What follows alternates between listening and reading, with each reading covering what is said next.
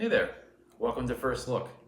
Thanks for being here this week. In the middle of as much insanity as church gets, really. Um, July is proving to be one of those months. I knew it was going to be because I planned it. Uh, like you only have yourself to blame, but it's one of those months that is just. I don't know that I could fit in anything more that I, at least professionally. So I went to General Assembly the first week of July, which was great. Last week, I did Highlands Vacation Bible School and was their games person, which was great, and had a wonderful time and got to meet some kids and talk, just sort of say hello to some people I haven't seen in a while. And then this is our Vacation Bible School, and that was just this morning, and it was fantastic. I hope anyone who's watching this, either if you volunteered with us, today or the rest of the week, thank you for what you're doing.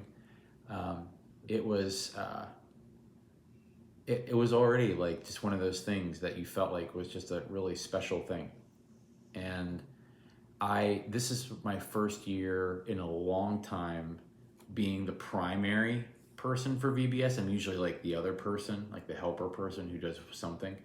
But this was kind of me kind of being the coordinator. And you remember that most of the work is beforehand. And then when you get to the week, it's just, let's just have fun and do this, right?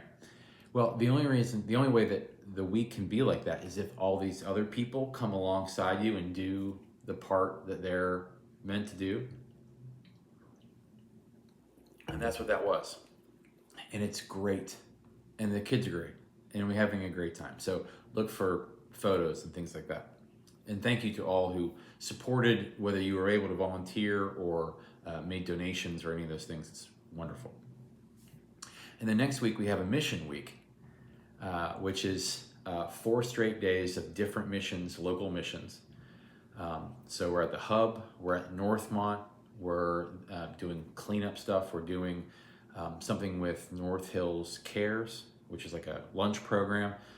We're doing a community garden with North Hills Community Outreach, and then there's a Wild Things baseball game on Friday. So we'd love for you to join us for that. So it's going to be a great week.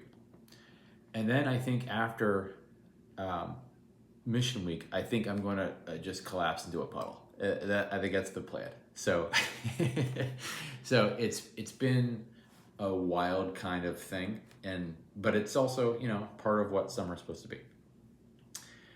So this week is a continuation of this Samuel story. We're almost done. I think we have this week and then one more. And of course, this past week, we had kind of a tragic, obvious end of the week. So just putting that there for a second. But we, in the service, what we were trying to do was talk about how we celebrate who we are. And part of how we do that in the church is by looking forward to the ways that we can serve, which, having the VBS week, and thinking about ways that people are coming alongside us and joining us. And so we had a new member who was joining, whose name is Jason, and that was all wonderful. And so we were talking about, in the midst of the chaos that the world can be sometimes, how do we continue to find joy in the midst of that? And that was kind of our way of speaking into that moment. So this week is a little bit different. It's talking about legacy. That's the title for this week's sermon, and it's the continuation of this David story. And now David is receiving this covenant with God, and so God is kind of trying to lay out for David what's going to happen, throughout David's kingdom, like what plans God has for David. And I think this passage is, I think it's one that you you probably know. I don't think it's buried or anything. I think this is a passage that you've probably heard of, even if you don't know it line by line. You've heard something about this passage. And this is really where we begin to see David go from a person to like one person who is strong and courageous and is doing these things for Israel. This is where we see him go from one king among many, or one person among many, to the beginning of where Messiahship goes, right? It begins with David. And so the concept of what the Messiah would be, where that person would come from, what they would look like, all that legacy, that's part of the legacy, is where does the idea of Messiah go? And that's one of the things that I love talking about, because it's a fascinating idea, because it changes and evolves over time, going from people who were talked about as messiahs to then getting to Jesus, of course. And you can't understand Jesus as Messiah unless you understand David. The two are just always connected, right? And throughout Scripture, it's sort of built in that we get a chance to understand what that legacy looks like.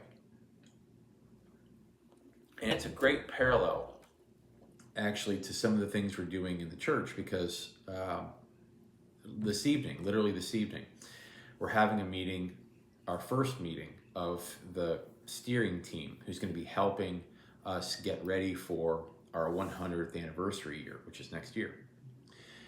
And we're going to be coming together and kind of starting to make some plans and understand like kind of how we'd like the celebrations to go. And of course, legacy is all a part of that. So looking backwards and looking forwards and seeing who we are and celebrating that, and coming together around those things. That's an important part of what we're doing. So all of this is kind of coming together all at the same time. So this text that we're looking at here this afternoon, whatever it is, this is 2 Samuel chapter 7, verses 1 through 14. So 2 Samuel chapter 7, 1 through 14. So now we've planted David as king, and now David is starting to look at as king. I've brought the ark to Jerusalem. I've celebrated that. I'm established here as the king. Now what? Now what does building this kingdom look like? Where do we kind of go from here? So let's read this passage together, and then we'll kind of see where it takes us. Now, when the king was settled in his house, and the Lord had given him rest from all of his enemies around him, the king said to the prophet Nathan. We haven't met Nathan yet, I don't think, at least not in our sermons. We have. So Nathan is, is what it sounds like. There were certain prophets in Israel that were kind of the royal prophets. Nathan is one of them. And there are some that are like that come out of the woodwork to speak or to speak prophetically into what is happening within the kingdom or within the in the royal house, right? So I could give you different examples of that, but just understand that that's kind of what we're talking about. So I don't want to botch it, but like there are certain prophets who are inside the house or inside the royal house, and those who speak against it from the outside or speak up against it from the outside. So Nathan is that person for David. The king said to the prophet Nathan, "See now, I am living in a house of cedar, but the ark of God stays in a tent." And Nathan said to the king, "Go, do all that you have in mind, for the Lord is with you." Now, we know, of course, because we've read plenty of scripture at different times, that what David is starting to conceptualize is the temple, right? Now, this is the interesting thing about that, is that David, for good reason, is thinking about a permanent kind of residence for the ark of God.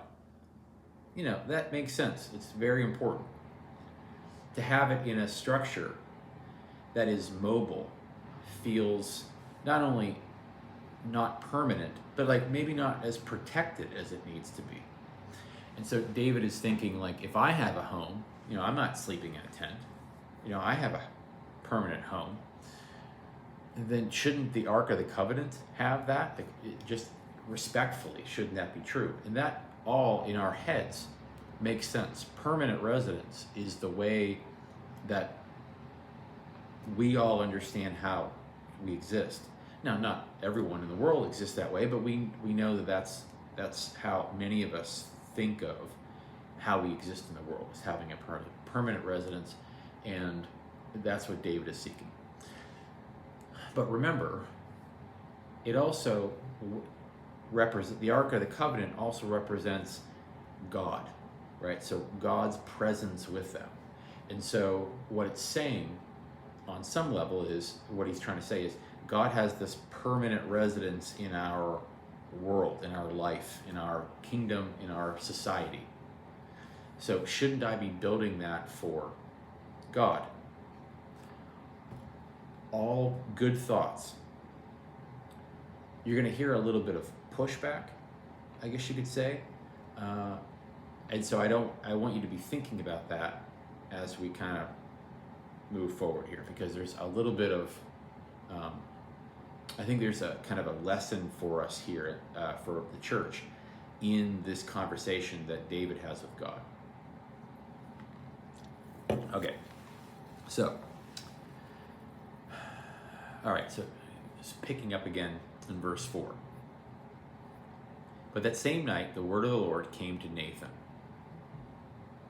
"Go and tell my servant David, thus says the Lord, are you the one to build me a house to live in? I have not lived in a house since the day I brought you up the people."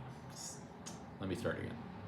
"I have not lived in a house since the day I brought up the people of Israel from Egypt to this day, but I have been moving about in a tent and a tabernacle. Wherever I have moved about among all the people of Israel, did I ever speak a word with any of the tribal leaders of Israel, whom I commanded to shepherd my people Israel, saying, why have you not built me a house of cedar?" Just pausing right there. Fascinating. I don't think Nathan expected that word from God. Because of course, Nathan thought, well, yeah, of course you should do that. You established us here in we're one kingdom. You've established us here in Jerusalem. You know, you've united the people. You're this great leader. All those things. Why wouldn't you build? Right? And conceptually, we know that it makes sense, but also we know that it's going to happen. Right? If God would have just said, no, you're not doing that, then David wouldn't have, or Solomon wouldn't have. But there's a hesitancy around, like, hey, you haven't just forgotten to do this. I never asked you to do it. So you got into this place with the Ark of the Covenant, my presence on earth, moving about intentionally. I would have told you to do this before. So you haven't missed anything. And we need to talk about this before you just go and do it. And I'm going to backtrack to that, but I think that's a fascinating must have been realization and thought for Nathan and David. Oh, you're right. This isn't what God had asked us. We just assumed. Interesting. So that's where they are. Okay. So we get down to, hold on, let me figure out where I was. Oh, verse 8. Now therefore, thus you shall say to my servant David. So Nathan has to say this to David. Thus says the Lord of hosts, I took you from the pasture, from following the sheep, to be prince over my people Israel. I have been with you wherever you went, and have cut off all your enemies from before you. And I will make for you a great name, like the name of the great ones of the earth. And I will appoint a place for my people Israel, and will plant them, so that they may live in their own place, and be disturbed no more. And evildoers shall afflict them no more, as formerly. From the time that I appointed judges over my people Israel, I will give you rest from all your enemies. Moreover, the Lord declares to you that the Lord will make you a house. When your days are fulfilled and you lie down with your ancestors, I will raise up your offspring after you, who shall come forth from your body, and I will establish his kingdom. He shall build a house for my name, and I will establish the throne of his kingdom forever. I will be a father to him, and he shall be a son to me. When he commits iniquity, I will punish him with a rod such as mortals use, with blows inflicted by human beings. I'm going to stop there. So, this is the covenant. So the passage kind of stops short of talking about the kingdom itself. But what we see here is the beginning of a story. So I think what we see, first of all, is God trying to point out to David, look, what happens next, how my kingdom is established, how you are remembered, your legacy, that will not just be because of something that you did or thought up or whatever. It will be because of something that I established. And so I'm not saying no to you, but I'm saying this needs to come from me. And I will lay out plans larger than you can think of. And I think that's ultimately kind of part of this story that I find interesting, is that David thought he had a really brilliant idea, which I'm not saying he didn't. And that Nathan also thought was a brilliant idea. And so from there, he is, he's kind of given this kind of plan is laid out for him. That you thought you had this plan and it was a good one, but this needs to come from me, and actually I'm going to take this farther than you imagine. So from there, what we get is what becomes, again, the legacy that will be his messiahship. So what we know, if you read forward, is that Solomon, of course, becomes this, the one who will take on this project. That the temple will be established. It won't be in David's time. It will be in Solomon's time, and he will build it, and it will be magnificent. And so that will kind of go from David to Solomon and move forward. But for now, what we see is this. I think this moment of clarity for David, um, because I think it couldn't have been something that he would have completely understood yet. But I think that part of David understanding who he is in this grand scheme of things is starting to understand his kingship. Maybe not himself, but who he is in that moment, at that time, who he is for Israel as being this pivotal moment. He's a part of this pivotal moment in their bigger history, in their bigger story. And I don't know that David would have, at that point, understood that. It would have taken him all of his might just to get his head around the fact that he went from, as God says, from shepherd to prince. I got you here. You're this king now. But that's not the beginning of a story, right? That's not the beginning of a story. That's just one piece of it. But I am moving this forward in a different way. And so I want to talk about kind of both of those things for a second. Where they've been, what David's trying to establish, and where they're going. Okay. Hopefully this makes a little bit more sense.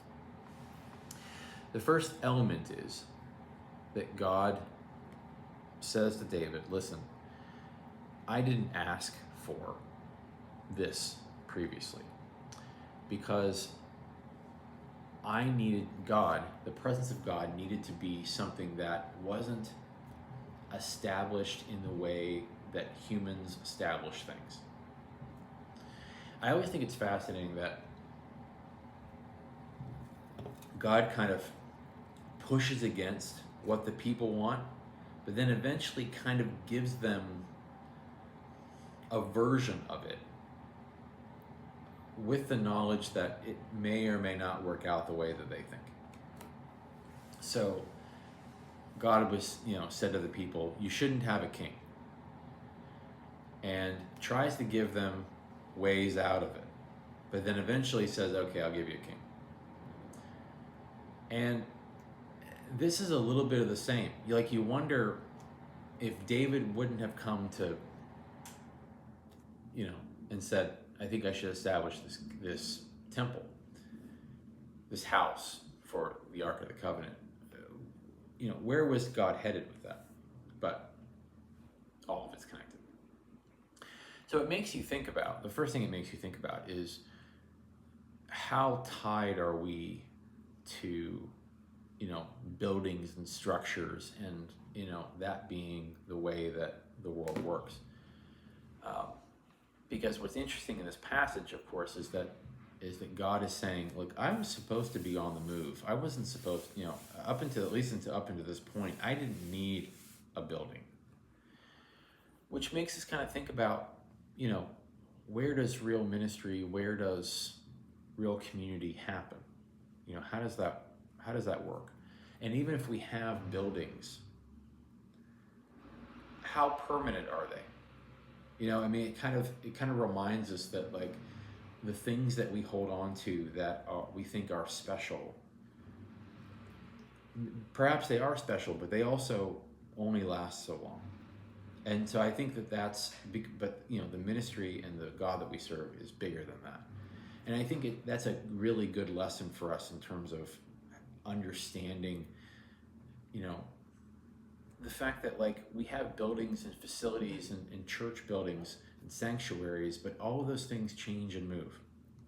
The temple that Solomon would build was destroyed, and it'd be destroyed again. It doesn't, these things, even when they're built with greatness and power and everything, don't last forever. They're not always meant to. Again, all these churches, you've heard me say it before, the churches that Paul established, none of them are still churches. They have a shelf life. Their ministry, there's a legacy to their ministries, but they're buildings. Northmont is a building. It can be a special building. It can have a building with lots of memories and blood, sweat, and tears, and preserving it is a good and faithful thing to do. But if and when that building doesn't serve the needs of the church or our congregation members or the community in the ways that it needs, it will eventually change, right? It will eventually, something else will be there. And that's okay. You know, that's not a bad thing or a failure or any of those things. That's just the timeliness of what ministry looks like, that it evolves to meet the moment. You know, there were a lot of buildings built 100 years ago, 150 years ago, because people didn't have cars and they needed a church, you know, where Highland is and where we are and where Wexford is or whatever. You know, you needed 4 or 5 churches in a small, relatively small area, not only because a lot of people went to church, but also because, you know, people couldn't get from here to there in a car. They didn't have a car, right? They had to walk, or they had a horse or whatever, you know. So of course you had a lot more buildings, but in a world where, you know, you've got everyone can get everywhere really fast, you know, would we have done that differently? You know, would Presbyterian churches have been created differently in a world where we had, you know, cars? Because, you know, Northmont's a great example. Even when it was built, it didn't have a parking lot. Why? Because what were you parking? You know, like, you know, the world changes and the needs change, and, you know, the world changed after World War II, and it, you know, it ebbs and flows. So I think this is a really good lesson around that idea. And I realize I'm running out of time. But the other thing I wanted to talk about was the legacy part of this really comes into the how do we get from David to Jesus? You know, that's the other part of this story that I think is there, that I think is interesting, that I could talk about for a long time. And I think what you see in this story is the beginning of David starting to see how who he is and what he's doing is going to evolve into something greater than he could imagine. And so I'm going to talk a little bit about that, I think. I don't know exactly where that goes or how I want to do it. But, you know, those are the ideas that I've kind of been throwing around when it comes to this passage. So I hope that gives you something to think about. I hope that kind of gives you some things to kind of chew on during this week. Again, thank you for all your support. Thank you for being there in all the ways that you are. I hope that this week is wonderful for you. I hope that you're inspired and to, you know, challenge yourself with these texts.